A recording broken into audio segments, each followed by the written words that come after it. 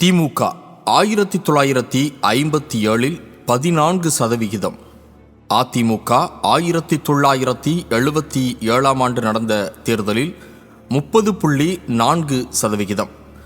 பாமக 1991 ஆண்டு 5.89%.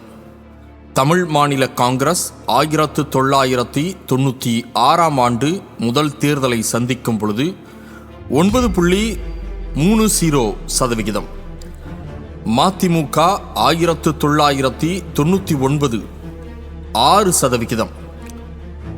தேமுதிக 2006 ஆண்டு முதல் தேர்தலை சந்திக்கின்றது. முதல் தேர்தலில் 8.38%.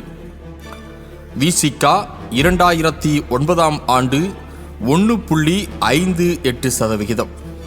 நாம் தமிழர் கட்சி 2016 ஆண்டு சட்டமன்ற தேர்தலில் முதல் தேர்தலை சந்திக்கின்றது. இதில் அந்த கட்சி 1.08% பெற்றது.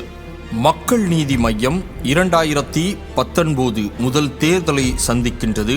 இந்த தேர்தலில் 3.78%.